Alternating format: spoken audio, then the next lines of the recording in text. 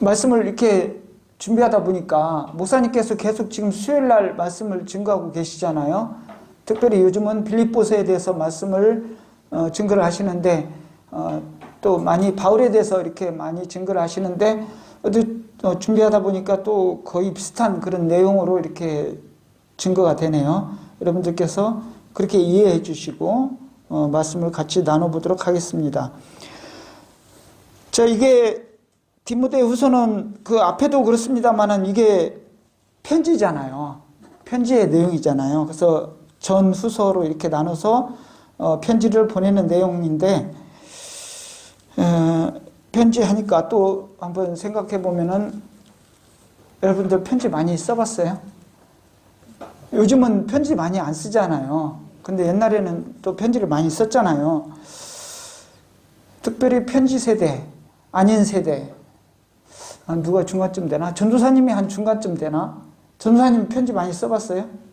편지 많이 안 써봤어요. 많이 안 써봤죠.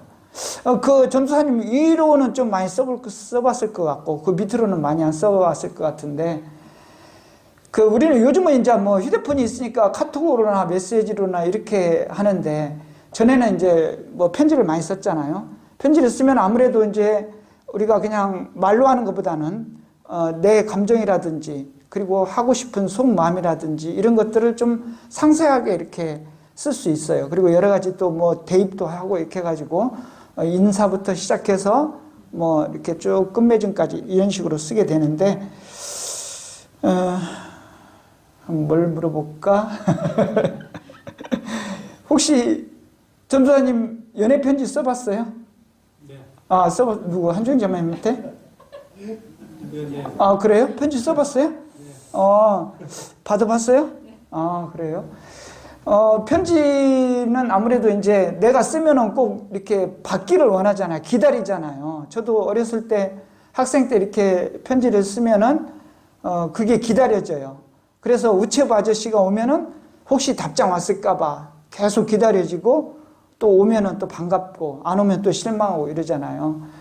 그래서 이 바울이 보낸 편지를 보면서 그 편지에 대한 그런 중요성을 이렇게 다시 한번 생각을 하게 되고 또 전에는 우리가 학생 때 내 의도하고는 상관없이 또 편지를 썼었잖아요. 그래, 맞아, 잘 안 해. 유문 편지, 이름도 이름도 모르고 아무것도 모르는 사람한테 유문 편지를 쓰잖아요. 서연이 써봤나? 안 써봤죠. 이거는 뭐 반강제지.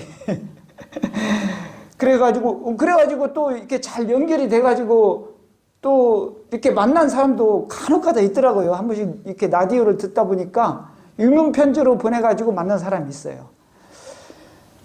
그때는 그랬죠. 그때는 또 워낙 이게 복무 기간이 기니까 또 요즘은 휴대폰이 있지만 그때는 그런 게 없었잖아요. 그러니까 한번 군대를 가게 되면은 거의 사회하고 단절되다시피 한 그런 시대였잖아요. 우리 형님이 이제 군대 갔을 때가 그때 70 몇 년도였는데 그때는 한 3년 정도 했어요. 33개월인가? 그렇게 했어요. 지금은 뭐 그렇게 하면은 난리 나죠. 그래서 한 3년 가까이를 그렇게 군대 생활을 하니까 한번 가면 언제 올지 모르는 거예요. 또 위험하기도 하고. 그러니까 가기 전에 잔치를 합니다. 동네에서. 집사님 잘 아실 거예요. 잔치를 해요. 군대 가기 전에. 이제 가면 언제 올지 모르니까. 또 휴가 나오기도 힘들고. 그래서 우리가 위문 편지도 썼던 그런 기억들이 나는데, 참, 그러면서 이제 여기에 이제 바울이 그 디모데에게 그렇게 보내는 내용들을 쭉 보면은요, 너무나도 좀 간절해요, 보니까. 그리고 또 이 바울이 디모데하고 교회를 사랑하는 마음이 얼마나 잘 나타나 있는지를 우리가 내용을 쭉 보면 잘 알 수가 있잖아요. 특히 한번 5절에 보니까 내가 내 속에 있는 꾸밈없는 믿음을 회상하느니 그것은 먼저 내 할머니 노이스와 내 어머니 유니게 속에 있었으며 내 속에도 있는 줄을 내가 확신하노라. 그러면서 꾸밈없는 그런 믿음을 회상했다. 그렇게 얘기를 하고 있습니다. 그렇게 이렇게 칭찬을 하게 되는데 특별히 디모데에서 잠깐 보면은 뭐 여러분들 잘 아시다시피 이 디모데는 바울이 그 선교 전도 여행을 할 때, 1, 2차 전도 여행을 할 때, 그때 아마 그 말씀을 듣고 이 바울의 제자가 됐던 걸로 이렇게 여겨지는데, 그의 어머니하고 그 다음에 할머니, 외할머니를 닮았다, 그렇게 얘기를 하고 있잖아요. 그 믿음을 닮았다. 그리고 거짓 없는 믿음의 소유자다, 이렇게 얘기를 하고 있습니다. 그래서 바울은 이 디모데의 이러한 신실한 그런 믿음을 보고 자신의 제자로 삼아서 양육해서 목사로 이렇게 세우게 됩니다. 그래서 이제 바울이 특별히 이제 두 차례에 걸쳐서 이 편지를 보내게 되는데, 그래서 이 목회 방법에 대해서 가르치게 되는 거죠. 이거는 뭐 바울의 그 디모데에게만 그렇게 가르치는 게 아니라 오늘날 우리에게도 그렇게 주는 그런 말씀이라고 봅니다. 제목을 얘기 안 했네요. 자, 제목을 보면은 이 복음과 함께 고난을 받으라라는 그런 제목으로 말씀을 나눠보기를 봅니다. 그래서 그렇게 이제 목회 방법에 대해서 그렇게 가르치는 그런 말씀을 볼 수가 있는데, 그래서 이 편지는 오늘날 지금의 성경이 됐고 목회 철학이자 그 다음에 교과서처럼 이렇게 되어 있습니다. 그것이 바로 이제 디모데 전서 후서, 그리고 뭐 앞에 또 뭐 계속 나오잖아. 빌립보서도 나오고 계속해서 그 전에도 나옵니다. 그래서 이제 본문은 바울이 디모데에게 보낸 편지 중에 그 내용의 일부인데, 거기에서 이제 세 가지를 말씀을 하고 있습니다. 7절에 보니까 첫 번째는 뭐라고 합니까? 복음을 전하면은 고난이 있을 것이다, 이렇게 얘기를 하고 있고요. 그 다음에 두 번째는 그 고난을 두려워하지 말라, 그리고 부끄러워하지 말라, 이렇게 얘기를 하고 있습니다. 이 두려움이라는 것은 어떻습니까? 이 자연스러운 그런 감정이에요. 그렇게 받을 수밖에 없는 거예요. 그 다음에 세 번째는 바울 자신도 고난을 받고 있다라는 것을 그렇게 얘기를 해주고 있습니다. 그래서 특별히 7절에 보니까 뭐라고 나와 있습니까? 7절에 하나님께서 우리에게 두려움의 영을 주지 아니하시고 권능과 사랑과 건전한 생각의 영을 주셨다, 이렇게 얘기하고 있습니다. 여기서 이제 권능은 뭡니까? 다른 말로 하면은 권능이라고도 하고 능력이라고도 이렇게 얘기를 하고 있습니다. 개혁성경에 보니까. 그리고 사랑, 그리고 건전한 생각의 영을 주셨다. 건전한 생각의 영이 뭐냐? 근신하는 마음, 뭐 절제하는 마음, 이렇게 얘기를 하고 있습니다. 자, 그러면 우리가 능력을, 하나님의 권능을 어떻게 얻을 수 있느냐? 그것은 하나님의 말씀을 묵상함으로써 우리가 그 능력을 얻을 수가 있습니다. 그리고 또 건전한 생각의 영, 뭐 근신하는 마음, 절제하는 마음은 우리가 어떻게 얻을 수 있냐? 그는 기도로서 얻을 수 있고 우리가 실천으로서 얻을 수가 있습니다. 자, 이것은 그냥 얻어지는 게 아니에요. 인내해야 돼요. 우리가 사랑하기 위해서, 그리고 절제하기 위해서, 근신하기 위해서는 인내를 해야 됩니다. 그래야 얻어질 수가 있는 거죠.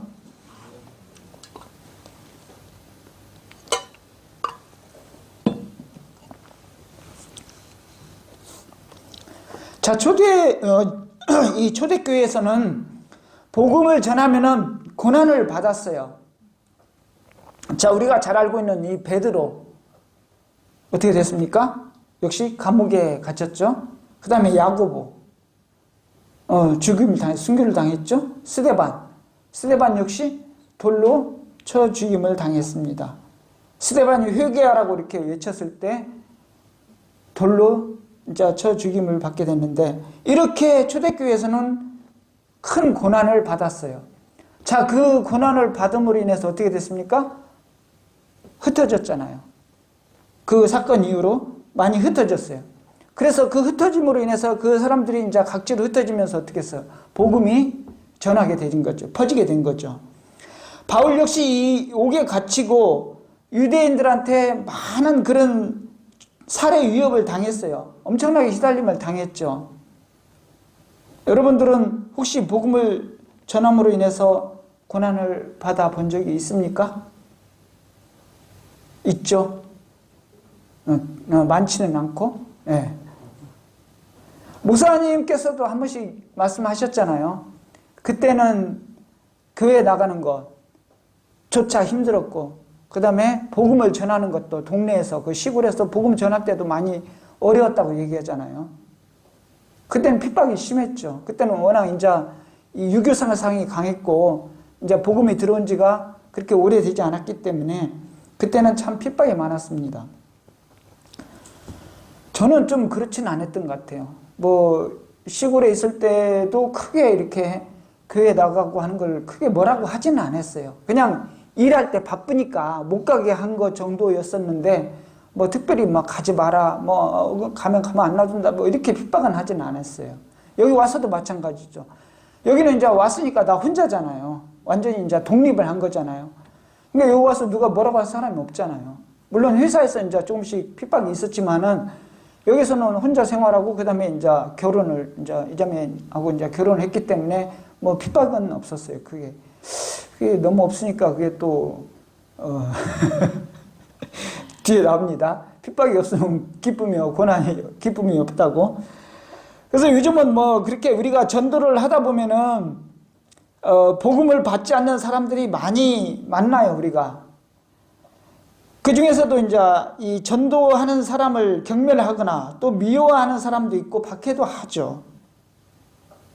이들은 어떻게 합니까?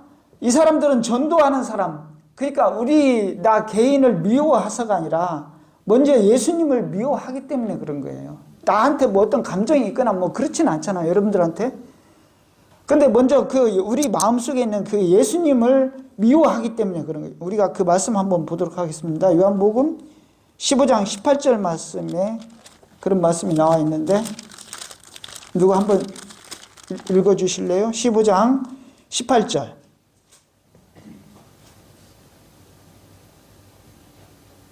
세상이 너희를 미워하면 그것이 너희를 미워하기 전에 나를 미워한 줄로 너희가 아니. 예, 그러니까 거기서 얘기하고 있잖아요. 너를 미워하기 전에 나를 미워한 줄 너희가 알라. 우리 안에 예수님이 있기 때문에 그런 거죠. 어떤 개인적인 그런 감정으로 반응하는 것이 아니고 예수님을 미워하는 영이 그렇게 반응을 하는 거죠. 그래서 예수님도 자신을 죽이는 자들에 대해서 이들이 하는 일을 알지 못하니까 용서해달라. 하나님께 이렇게 간청한 이유가 그것 때문인 거죠. 용서해달라. 저들은 아무것도 모릅니다. 용서해달라고. 누가복음 23장 34절에 양재님 한번 읽어주실래요? 누가복음 23장 34절.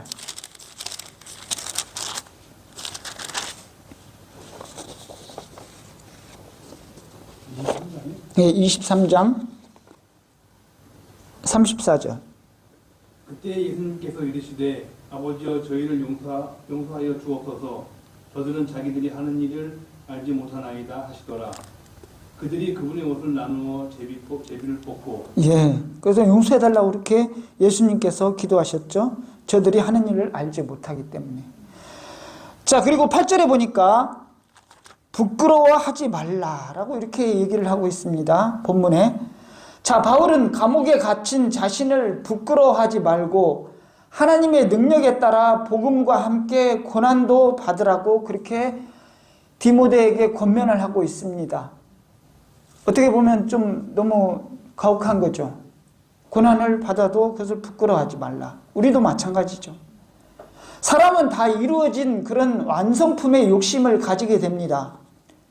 그 과정은 보지 못하고 판단하며 쉽게 얘기를 하죠.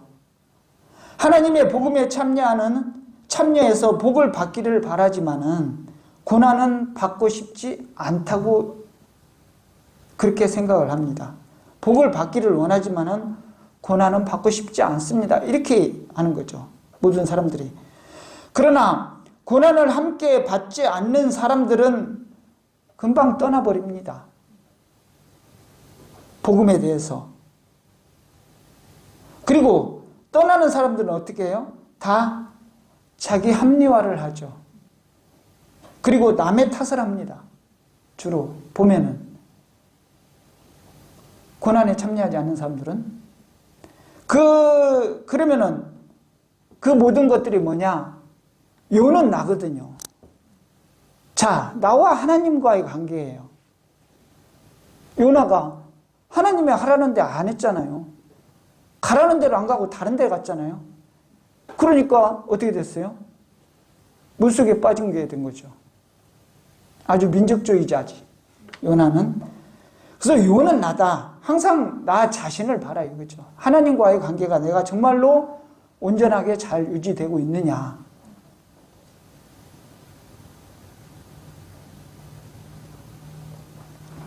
자, 책임감은 우리가 성공했을 때 받는 표창장이 아니라 실패하고 넘어졌을 때 그 아픔을 짊어지고 맞서는 것이다. 이렇게 얘기를 하더라고요. 자, 우리가 교회를 섬길 때 믿음으로 그리고 말씀으로 우리가 교회를 섬깁니다. 자, 이 교회는 내 교회다. 내가 여기에서 구원받았어요. 그리고 하나님의 말씀, 하나님의 진리의 말씀이 여기 있는데 내가 어디를 가겠습니까? 이런 간증하잖아요. 자, 그런데 떠난다. 그렇게 간증해놓고 우리가 그런 경우를 많이 봤어요. 자, 이 교회는 내 교회. 내가 헌신하고 때로는 내가 내 몸을 헌신하고 내가 가지고 있는 물질을 헌신하고 그리고 내가 때로는 핍박도 받고 옛날에 저 방어진에 있을 때 이단이라고 난리 났었잖아요. 목사님 한 번씩 얘기했잖아요.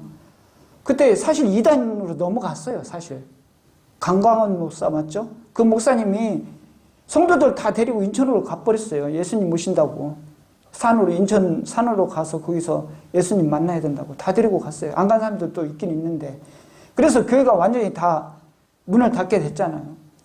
그리고 한 10년 정도 이단 교회라고 그렇게 얘기를 했었어요. 그래서 나도 이제 바울선교라고 우리 직장에 그 모임을 하는데 이렇게 교회 다니는 분들끼리 모여서 예배하고 교제하는데 내가 거기서 왔다고 하니까 나를 이상하게 보더라고요. 거기 이단이라고. 맞아. 나 가기 전에는 이단이었었잖아요. 그래서 그걸 회복하는데 상당히 시간 많이 걸렸죠, 나도. 그래고 이제 같이 교제하고, 이제 기도하고, 말씀 나누고 이러다 보니까, 이단은 아닌다. 하는 것이 보니까. 그래서 이제 많은 시간이 걸렸는데, 자, 우리가 그렇게 교회를 섬기고 또 때로는 핍박을 받아서 주위에서 핍박받고 고난을 받았어요. 자, 우리가 그렇게 섬길 때 우리는 전혀 책임감 없나요? 전혀 책임감 없이 우리가 교회에 나오나요? 저는 그렇게 생각 안 해요. 어느 정도 책임감은 나 있다고 생각해요. 그거 없으면 교회 안 나오지. 물론 말씀이 중심이 되고 믿음이 중심이 되고 진리의 말씀이 중심이 되지만은 그래도 책임감은 조금 거기에 가미를 한다. 저는 그렇게 생각을 하거든요. 그래서 그리스도인으로서 책임감은 여러분들 있습니까? 복음을 전하다가 비난받을 각오가 되어 있나요?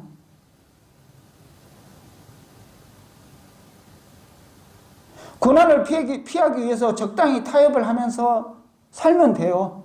사실은. 그래서 이 바울이 디모데를 향해서 고난도 받으라는 뜻을 이해를 해야 됩니다. 진정한 고난에 참여한 사람만이 누릴 수 있는 기쁨이 있습니다.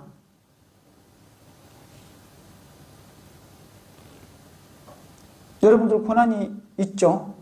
전혀 없진 않죠? 때로는 우리 가장 가까운 그 가족, 친척한테서도 또 핍박을 받고 또 주위의 직장, 이웃 이런 데서 핍박을 받을 수 있습니다. 여러분들 그렇게 고난이 있다면 여러분들 기쁘게 받아들이십시오. 거기에서 기쁨이 옵니다. 자, 누구도 가지지 못하는 그 참 기쁨을 기대하면서 우리는 이겨내시길 바랍니다. 그것은 보상이에요. 하나님께서 반드시 거기에 대한 보상을 해 주시는 분입니다. 요한복음 16장 22절 한번 보도록 하겠습니다. 요한복음 16장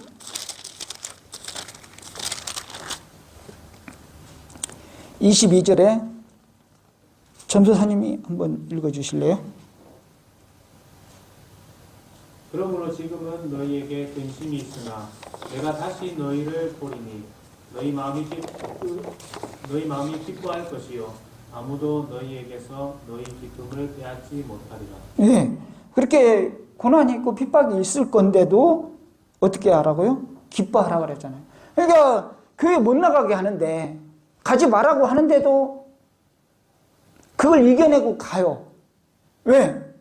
막 가고 싶고, 그 다음에 또 가면은 기뻐요. 기쁘니까. 목사님 그렇게 간증 많이 하셨잖아요.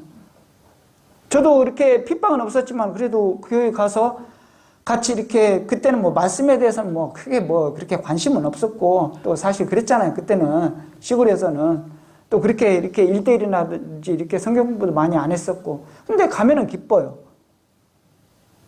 또 아는 사람들도 있고, 그리고 또 자매님들 워낙 또 잘해주고, 먹을 것도 많이 주고, 그게 좋은 거예요, 그냥.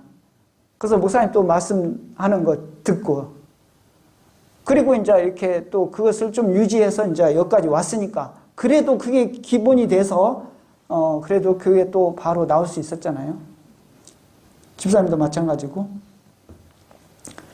이 바울은 감옥에 있지만 실패자가 아니에요. 하나님의 뜻대로 살았고, 예수님께서 로부터 받은 그 사명을 감당을 했고, 그분만의 삶의 목적으로 살았죠. 평안하든지 고난을 받든지 또 살든지 죽든지 하나님의 뜻을 따르고 생명의 약속에 참여하기 위해서 살았습니다. 바울은. 그럴 수만 있다면 감옥에 갇혀있든 죽음이든 부끄럽지 않았고 도리어 영광으로 생각을 했습니다. 바울은 이 디모데를 생각하면서 밤낮 쉬지 않고 기도를 했어요. 우리가 이 내용을 보면 잘 알잖아요. 이 바울이 얼마나 그 디모데를 위해서 밤낮으로 기도하는지. 그럴 수밖에 없죠. 왜? 오랫동안 같이 못 있었으니까. 거기서 한 군데서 오래 못 있잖아요. 또 가고 이렇게 하다 보니까. 그래서 이제 바울은 지금 현재 감옥에 있기 때문에 마음대로 움직일 수가 없어요. 가고 싶어요. 갈 수가 없어. 누가 좀 와줬으면 좋겠어. 바울이 디모데가 좀 와서 같이 교제도 하고 좀 만났으면 좋겠어. 근데 그럴 수가 없잖아요. 그렇기 때문에 이렇게 아주 이렇게 절절하게 이렇게 편지를 보내는 거잖아요. 그렇게 기도를 했죠. 그리고 거짓없는 그 믿음을 생각하면서 기도할 때마다 감사가 흘러나왔습니다. 자, 우리가 특별히 이 바울과 디모데를 보면서 한번 여러분들 어떤 생각이 드세요? 나도 이 바울과 디모데와 같은 신앙의 동역자가 있는가 한번 생각을 해보시기 바랍니다. 저 역시 마찬가지고. 여러분들 혹시 목사님을 위해서 눈물을 흘리면서 기도해 보신 적 있으신가요? 네. 또 다른 분들을 위해서 기도해 보신 적 있으신가요? 네. 자, 내가 힘들 때, 내가 어려운 환경에 처할 때 눈물을 흘리면서 나를 위해서 기도해 줄 수 있는 사람이 있는가? 우리 교회 안에서도 이런 신앙의 아름다운 그런 믿음의 관계가 많이 세워져 나갈 수 있기를 바랍니다. 우리 나행제님이 눈물을 흘리면서 기도 잘 하시잖아요. 맞죠?